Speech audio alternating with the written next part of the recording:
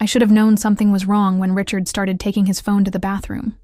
After 15 years of marriage, you develop a sixth sense about these things. The subtle shifts in routine that signal seismic changes beneath the surface. But I ignored it, like I'd ignored so many other warning signs over the years. It was a Tuesday in April when my world collapsed. Nothing special about the day. Laundry piled high, dinner plans with the Hendersons that evening, and my mother's birthday gift still unwrapped on the kitchen counter. I was searching for the checkbook in Richard's desk drawer when I found it. A hotel receipt from the Lakeside Inn, dated 3 weeks ago, when he was supposedly at a conference in Denver. My hands trembled as I pulled out more papers. Credit card statements with charges at restaurants I'd never been to. A receipt for a woman's bracelet I'd never received. And then, tucked in the back of the drawer, a small velvet box containing silver earrings. My birthday had been 2 months ago.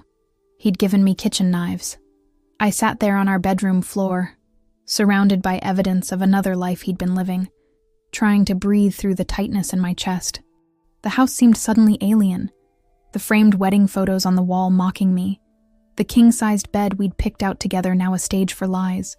I should have confronted him immediately. That's what the heroines in movies would do. Throw the evidence in his face, demand answers, perhaps smash a plate or two. But real betrayal doesn't feel like a dramatic scene.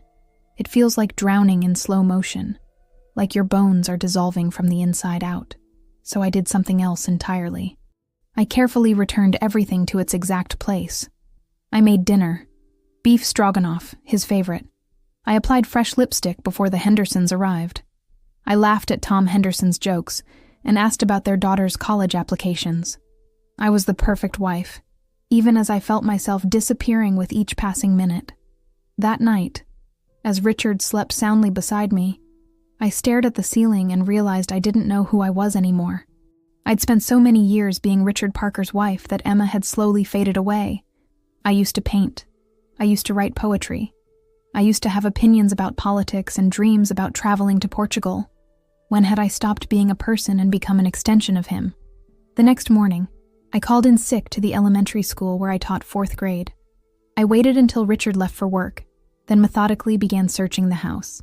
I found more evidence. A burner phone hidden in his golf bag with dozens of text messages to someone named L. Hotel matches from places we'd never stayed. A hidden credit card statement with charges for flowers I'd never received. But the worst discovery wasn't physical evidence. It was the realization that I wasn't even surprised. Somewhere deep inside, I'd known all along.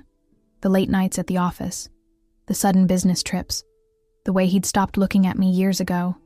I made myself a cup of tea and sat at our kitchen table. The one we'd bought when we first moved in, now scratched and worn from 15 years of breakfasts and dinner parties and holiday meals. I traced the largest scratch with my finger, remembering how it got there. Thanksgiving, 5 years ago, when his mother dropped the serving dish. "You need to be more careful," he'd snapped at me afterward, as if I'd been the one to drop it, and I'd apologized. Of course I had. I realized then that the affair wasn't the disease, it was merely a symptom. The real sickness was how small I'd allowed myself to become, how I'd gradually accepted his criticism, his control, his indifference, until I barely recognized myself. I took a sip of my tea, now cold, and made a decision. This wouldn't be a dramatic confrontation. There would be no screaming, no throwing things, no begging him to choose me. This would be something entirely different. This would be me choosing myself, for the first time in 15 years. I didn't confront Richard that night, or the next. I watched him come home, kiss my cheek absently, and ask about dinner while checking his phone. I studied him like an anthropologist observing a strange species. This man I'd shared a bed with for over a decade, now a stranger wearing my husband's face. "You're quiet tonight," he said on the 3rd evening, barely glancing up from his plate of lasagna. "Am I?" I took a sip of water. "I suppose I'm just tired." He nodded, already drifting away from the conversation. Once, that would have hurt. Now, it felt like breathing room. I'd spent those 3 days in a strange state of clarity, as if emerging from a fog I hadn't known I was lost in. I went through old photo albums and couldn't find a single recent picture where my smile reached my eyes. I read through journals I'd kept years ago, before gradually stopping because Richard had once commented that my writing was a waste of time. I called my sister Caroline for the first time in months. Richard had never liked her. Too outspoken, too independent, too likely to ask me uncomfortable questions about my happiness. "Emma?" She sounded surprised. "Is everything okay?" "Not really," I admitted, my voice steady despite the words. "I think my marriage is over." The silence on the other end lasted only a moment. "Do you want to come stay with me for a while?" I closed my eyes, grateful for the simplicity of her response. No judgment. No, "Are you sure?" No reminder of wedding vows or suggestions to try counseling. Just an open door. "Not yet," I said. "But soon, maybe." After hanging up, I stood in front of the bathroom mirror, really looking at myself. The fine lines around my eyes had deepened. My hair, once my pride with its rich auburn waves, hung limp and dull. When had I stopped using the expensive shampoo I loved? Probably around the time Richard complained about the cost. I opened the medicine cabinet and found my old lipstick pushed to the back. A bold red I'd stopped wearing because he said it made me look like I was trying too hard.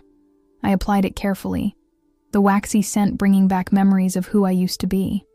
The woman who wore red lipstick and laughed too loudly at parties. The woman who had opinions and wasn't afraid to voice them. The next day, I went to the bank. Our joint account had always been a source of subtle control. Richard questioning every purchase, reviewing the statements with a fine-tooth comb. But he didn't know about the account I'd opened when I first started teaching. The small deposits I'd made from my paychecks before transferring the rest to our joint account. It wasn't much, but it was something. It was mine. That afternoon, I took half a day off work and drove to the salon. I hadn't changed my hairstyle in years. Richard liked it long and simple. "What are we doing today?" the stylist asked, running her fingers through my hair. For a moment, I hesitated, the weight of habit heavy on my shoulders. "Something different," I finally said. Something completely different. 2 hours later, I looked in the mirror at a stranger with a stylish bob that framed my face, bringing out cheekbones I'd forgotten I had. The rich auburn was now highlighted with caramel streaks that caught the light when I moved. "Do you like it?" the stylist asked nervously, perhaps sensing the intensity of my stare. "I love it," I whispered, touching the ends with wonder. "I really love it." That evening, when Richard came home, he stopped dead in the entryway, staring at me as if I'd grown a second head. "What did you do to your hair?" he demanded, his voice sharp with disapproval. I met his eyes steadily. "I changed it." "Well, change it back," he snapped, hanging up his coat. "You look ridiculous." 5 years ago, even 5 days ago, those words would have crushed me. I would have apologized, tried to fix it, hated myself for disappointing him. But now, I felt something unexpected bubble up inside me. Amusement. "No," I said simply, the word dropping between us like a stone in still water. He turned, confusion replacing anger. "What?" I said no. "I like my hair. I'm keeping it this way." He stared at me, clearly trying to process this deviation from our script. Then he shook his head dismissively. "Whatever. Is dinner ready?" "I'm meeting some clients later." But as he brushed past me, I caught something in his expression. A flicker of uncertainty, as if he'd suddenly realized he was standing on ground that wasn't as solid as he'd thought. The changes were small at first. I bought groceries without checking if Richard would approve. I started wearing clothes that had been pushed to the back of my closet, deemed too bright, too noticeable, too much. I called old friends I'd lost touch with, scheduled lunch dates without consulting his calendar first. Each tiny rebellion felt like oxygen to a drowning woman. And through it all, I watched my husband's growing confusion, the way he'd look at me with narrowed eyes as if trying to solve a puzzle. "You're acting strange," he said one evening, a week after my haircut. He was sprawled on the couch, half watching a basketball game. "Am I?" I didn't look up from the book I was reading. Poetry, something I'd loved in college and had rediscovered at the library that afternoon. "Yes." He muted the TV. "What's going on with you? Is this some kind of midlife crisis?" I almost laughed at the irony, him asking me about midlife crises while he was having an affair with someone young enough to still use text abbreviations I had to Google. "I'm just making some changes." I said calmly, turning a page. He snorted. Well, it's weird. And that haircut still looks terrible. I looked up then, meeting his gaze. That's your opinion. I disagree. His eyebrows shot up. Since when do you disagree with me? I've always disagreed with you, Richard. I just stopped saying it out loud. The silence that followed was thick with 15 years of unspoken words. He stared at me, his expression shifting between anger and uncertainty. Finally, he unmuted the TV, turning up the volume louder than necessary. Conversation closed, but something had changed. I'd spoken my truth, and the world hadn't ended. The floor hadn't opened up to swallow me. I returned to my book, a small smile playing at the corners of my mouth. The next day, I made an appointment with a lawyer, not because I was ready to file for divorce, though I knew that day was coming, but because I wanted to understand my options. Knowledge is power, my father used to say. I'd given up too much of mine over the years. The lawyer's office was in a converted Victorian house downtown, all dark wood and leaded glass windows. As I sat across from her, a sharp-eyed woman in her 50s with salt and pepper hair and a no-nonsense manner, I felt strangely calm. So, she said after I'd explained my situation, you believe your husband is having an affair, and you're considering divorce. Have you confronted him yet? I shook my head. Not about the affair, no. She tilted her head, studying me. Most women in your position would have. May I ask why you haven't? I considered the question carefully. Because this isn't just about the affair. It's about who I've become in this marriage, who he's encouraged me to become. I straightened in my chair. I need to find myself first before I confront him. Does that make sense? She smiled then, a warm, genuine expression that transformed her professional demeanor. More sense than you know. I see too many women who rush into divorce proceedings while still defining themselves solely as someone's wife. They end up settling for less than they deserve because they can't imagine life without their husband, even when that life has become toxic. She leaned forward, her voice kind but firm. Take your time. Reconnect with yourself. And in the meantime, let's talk about protecting your interests. For the next hour, we discussed practical matters, financial documents I should gather, assets I should document, steps to take to protect myself when the confrontation eventually came. I took careful notes, feeling more empowered with each item I wrote down. As I was leaving, she touched my arm gently. Emma, one more thing. In my experience, men like your husband, controlling, manipulative, they don't respond well when they realize they're losing control. Be prepared for things to get ugly before they get better. I nodded, appreciating her candor. I understand. Walking back to my car, I felt lighter than I had in years. Not because the path ahead would be easy, I knew it wouldn't, but because for the first time in a very long time, I was walking my own path. That evening, Richard called to say he'd be working late. Again, the familiar lie rolled off his tongue so easily. No problem, I said pleasantly. I've got plans anyway. Plans? He sounded genuinely surprised. What plans? Just dinner with a friend. Which friend? The edge in his voice was unmistakable. The beginning of the interrogation that usually followed any independent action on my part. Does it matter? I countered softly. The silence on the other end lasted several seconds. I guess not, he finally said, his tone confused. Have a good night, Richard. I hung up before he could respond. Then I called Caroline. That offer to stay with you, I said when she answered. Is it still open? Always, she replied without hesitation. I'm not ready yet, I told her, but I'm getting there. I'm getting closer every day. And as I said the words, I felt their truth resonating in my bones. I wasn't the same woman who had found that hotel receipt. I was becoming someone stronger, someone I recognized from long ago, someone I'd missed. 2 weeks after my visit to the lawyer, I found myself sitting in my car outside a restaurant called Emilio's, an upscale Italian place downtown, with white tablecloths and soft lighting, the kind of restaurant Richard had always claimed was pretentious whenever I suggested going there for our anniversary. Yet here he was, walking through its doors at 7:30 on a Tuesday evening. I hadn't planned to follow him. I'd spent the past weeks quietly gathering documents, copying financial statements, and photographing possessions as my lawyer had suggested. Methodical. careful. But when Richard announced he had a client dinner that evening, something in his tone made me pause. The slight tremor in his voice, the way he couldn't quite meet my eyes. So I followed him. Not because I needed more proof of his infidelity. I had enough already. But because I needed to see it with my own eyes. To make it real. I waited 15 minutes after he entered, then walked into the restaurant myself. The hostess smiled politely. "Table for one?" "Actually, I'm meeting someone," I said, scanning the room. "I think they're already here." And then I saw them. In a corner booth, partially hidden by a decorative wine rack. Richard, leaning across the table, his hand covering a woman's smaller one. She was young, mid-20s perhaps, with glossy dark hair and bright red lips. She laughed at something he said, her head tilting back to expose the elegant line of her throat.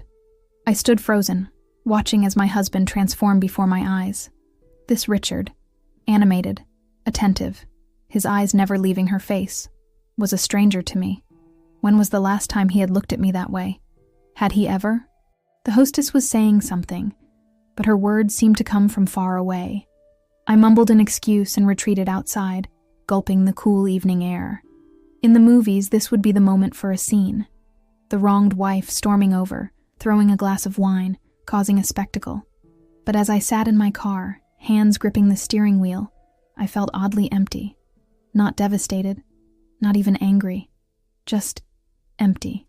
As if I was watching the end of someone else's marriage, not my own. I drove home in a daze, the restaurant scene playing on loop in my mind.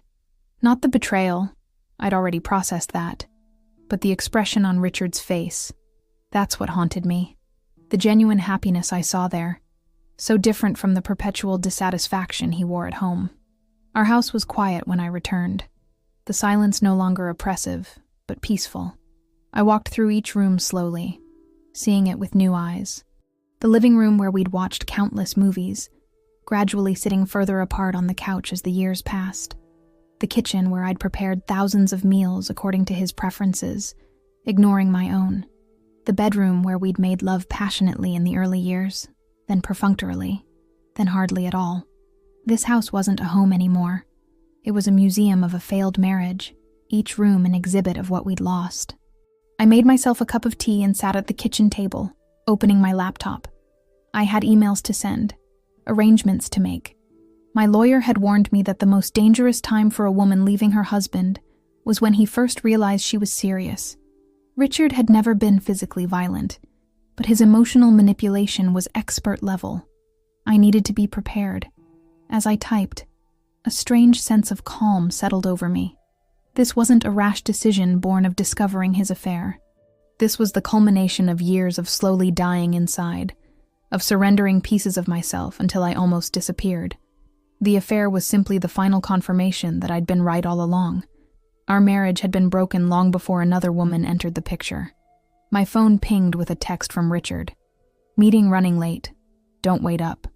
I stared at the message, imagining him crafting it while sitting across from her, perhaps under the table so she wouldn't see. How many lies had flowed between us over the years? How many times had I pretended to believe him because the truth was too painful to acknowledge? "No problem," I texted back.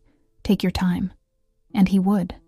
Richard would take his time coming home, unaware that with each passing minute, home was becoming something different, something that no longer included him. I closed my laptop and walked to our bedroom. No, my bedroom now. From the closet shelf, I pulled down a suitcase and placed it on the bed. The weight of it, empty and waiting to be filled, felt like possibility rather than loss. Tomorrow would be soon enough to pack. Tonight was for planning, for choosing which parts of my old life would come with me into the new one, for deciding, finally and completely, that I deserved better than the half-life I'd been living. Richard noticed the suitcase immediately. I hadn't hidden it. That would have defeated the purpose. I'd left it prominently displayed on the bedroom floor, half filled with my clothes. "What's this?" he demanded, standing in the doorway. It was just past midnight, and the faint scent of unfamiliar perfume clung to his shirt. "I'm going to stay with Caroline for a while," I said, folding a sweater with deliberate care. "Your sister?" His voice rose incredulously. "Why the hell would you do that?" I placed the sweater in the suitcase and looked up at him. Because I need some space to think. Think about what? He stepped into the room, his face flushing. Is this about your hair again? I said I was sorry about that. He hadn't, actually. But that was beside the point. No, Richard. It's about us. About what our marriage has become. He ran a hand through his hair, exasperation etched in every line of his face. For God's sake, Emma. It's the middle of the night. Can we talk about whatever this is in the morning?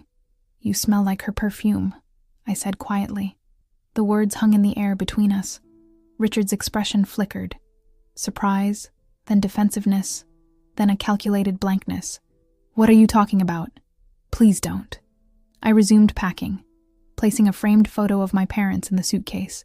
Don't insult me by continuing to lie. He was silent for a long moment, calculating his next move. Richard had always been strategic.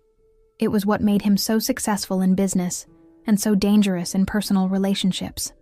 If you're implying what I think you are, he finally said, his voice cold, you're being ridiculous. I was with clients all evening. I nodded, unsurprised by his denial. At Emilio's? The Italian place downtown? His face paled slightly. How did you... No? I saw you, Richard. I saw both of you. He stared at me, recalibrating. I could almost see the gears turning behind his eyes as he shifted from denial to damage control. It's not what you think, he started, his voice softening. She's just a colleague. We were discussing a project. With your hand on hers? With your faces so close together? I shook my head. Please stop. I don't need the details. I already know enough. So that's it? Anger crept into his voice. 15 years of marriage, and you're just going to walk away without even trying to work things out? The irony of his statement was almost laughable. Richard, the serial philanderer, suddenly concerned about preserving our marriage. But I recognized the tactic. Make me the villain. The unreasonable one. The quitter. We stopped working things out years ago, I said softly. We just stopped admitting it. His face hardened. If you leave this house, don't expect to come back. It was meant to frighten me, this threat of permanent exile. Once it would have, but now I simply nodded. I understand. Thrown by my calm acceptance, he switched tactics. And don't expect to take half of everything I've worked for. My lawyer will destroy you. Ah, there it was. The real Richard, emerging at last. The man who saw me as a possession, an inconvenience, a potential financial liability. We'll see, I said, zipping the suitcase closed. I'm leaving tomorrow morning. I'll be staying at Caroline's if you need to reach me. I moved toward the door, but he blocked my path. This is insane, Emma. You're acting crazy. Is this menopause or something? Because you need to get a grip. The dismissiveness in his tone, reducing my awakening to a hormone imbalance, was so typical that I almost smiled. Excuse me, I said politely. I'm going to sleep in the guest room tonight. This is my house, he hissed, not moving. Actually, it's our house, I corrected him. Purchased with both our names on the deed, using the down payment I received from my parents' estate. As you'll recall, something dangerous flashed in his eyes, and for a moment, I wondered if my lawyer's warning about escalation had been more prescient than I realized. But then the doorbell rang, splitting the tension between us. We both froze. It was nearly 1 a.m, far too late for casual visitors. Are you expecting someone? Richard asked suspiciously. I shook my head, genuinely confused. The doorbell rang again, more insistently. Richard stormed down the stairs, and I followed cautiously behind. When he yanked open the front door, we were both shocked by who stood on our porch. Jennifer! Richard's voice was strangled. Jennifer Winslow, the wife of David Winslow, Richard's business partner and closest friend. She was still dressed in evening clothes, her mascara smudged from crying. I'm sorry to come so late, she said, her voice tight with barely controlled emotion. Her eyes moved from Richard to me, lingering on my face. I need to talk to Emma, alone, if possible. Richard's expression was a mixture of confusion and alarm. It's the middle of the night, Jennifer. Whatever this is can wait until... No, she interrupted, her gaze still fixed on me. It really can't. Something in her tone, a mixture of determination and desperation, resonated with me. I stepped forward. "It's okay. Come in, Jennifer." "Emma," Richard started to protest. "I think you should go to bed, Richard," I said firmly. "Jennifer and I are going to have a chat in the kitchen." He looked between us, clearly calculating the potential damage of whatever Jennifer might say. Finally, he nodded stiffly. "Fine, but this is completely inappropriate." As he climbed the stairs, Jennifer and I moved to the kitchen. I put on the kettle for tea, giving her a moment to collect herself. "I wouldn't have come," she said finally, "but when I saw you at Emilio's earlier, watching them, I knew you had finally figured it out." My hands stilled on the teacups. "You know about Richard and Megan." She supplied the name I hadn't known until that moment. "Yes, and there's a lot more you should know too." Jennifer's hands trembled as she cradled the teacup between her palms. The kitchen clock ticked loudly in the silence, marking the minutes past midnight as we sat across from each other at my kitchen table. "Megan isn't just having an affair with Richard," she said finally. "She's been seeing David too, at the same time." I blinked, trying to process this information. "Your husband and mine are both involved with the same woman?" Jennifer nodded, her mouth twisting into a bitter smile. "She's their accountant, or was initially. Now she waved her hand vaguely. "Whatever she is. How long have you known?" "About 6 months." She took a sip of tea, grimacing as if it were bitter. "I confronted David. He denied it at first, then admitted it, but swore it was over. It wasn't. Something about her calm recitation made me think there was more. And," Jennifer met my eyes directly, "and then I found out about the money." My stomach tightened. "What money?" "They've been siphoning funds from the company, setting up fake vendor accounts, approving fraudulent invoices. Megan's been helping them move it offshore." Her voice was flat, emotionless. "They think I don't know about that part. David still thinks I only know about the affair." The implications were dizzying. Richard and David's company, Parker Winslow Financial Advisors, managed millions in client investments. If they were embezzling, that's a federal crime, I said slowly. Jennifer's laugh was hollow. "Several, actually. Wire fraud, tax evasion, probably some SEC violations I don't even understand." "Why are you telling me this?" My voice sounded strange to my own ears. She set down her cup carefully. "Because I saw you tonight, Emma, standing in that restaurant, watching your husband with another woman. I recognized that look on your face. I've worn it myself. And I thought..." She paused, choosing her words. "I thought you deserved to know everything before you decide what to do next." "Are you planning to report them?" I asked. "I don't know." Her eyes filled with tears. "We have children, Emma. If David goes to prison..." I nodded, understanding her impossible position. "Have you spoken to a lawyer?" "Yes.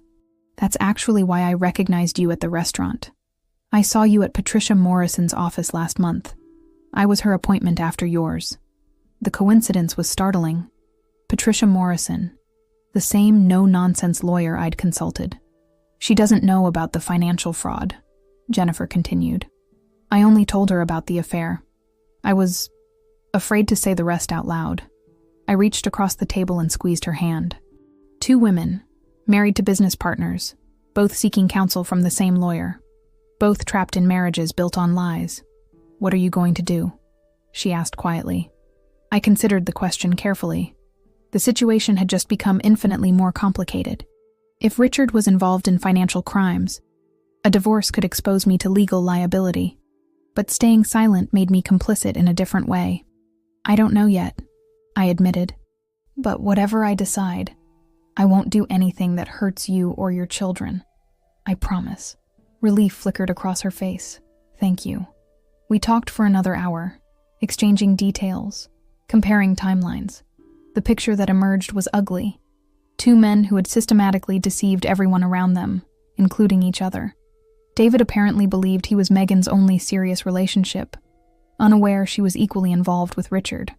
The company's financial situation was more precarious than either of our husbands had admitted, with client complaints beginning to surface about irregularities in their statements. "It's all going to collapse eventually," Jennifer said as she prepared to leave, "with or without our help. I walked her to the door, both of us aware of the strange alliance we'd formed. "Be careful," I said. "If Richard suspects you've told me any of this..." She nodded grimly. "I know. You too." After she left, I didn't return to the guest room as planned. Instead, I sat at the kitchen table, watching the sky gradually lighten with dawn. My mind raced through options, implications, strategies. By the time Richard came downstairs, dressed for work as if nothing had happened, I'd made my decision. "What did Jennifer want?" he asked casually, pouring himself coffee.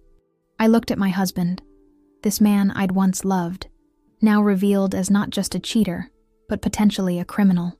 I thought about telling him everything, confronting him with what I knew, but something held me back. If Jennifer was right, the entire house of cards was already wobbling. Confronting Richard now might only make him more dangerous. "She's having problems with David," I said, the partial truth coming easily. She needed someone to talk to. He relaxed visibly, accepting the explanation. "Drama queen," he muttered. "Always has been." I forced a neutral expression. "I'm still going to Caroline's today." His face hardened. "We haven't finished discussing that." "There's nothing to discuss. I need space, and I'm taking it. And what am I supposed to tell people? That my wife walked out on me?" I almost laughed at his concern for appearances, even now. "Tell them whatever you want, Richard. Tell them I'm visiting my sister. Tell them I'm having a nervous breakdown. I don't care anymore." He studied me with narrowed eyes, perhaps finally realizing how much had changed. "This isn't like you, Emma." "Maybe that's the problem," I replied. "Maybe I've spent too long being someone I'm not." I stood up and walked past him, feeling his eyes on my back as I climbed the stairs to finish packing. There was more at stake now than just my marriage. Jennifer's revelations had changed everything. This wasn't just about escaping a controlling husband. It was about untangling myself from what could become a criminal investigation. As I placed the last of my essential belongings in the suitcase, I realized I was no longer just leaving Richard. I was running for my life, my real life, before it was too late.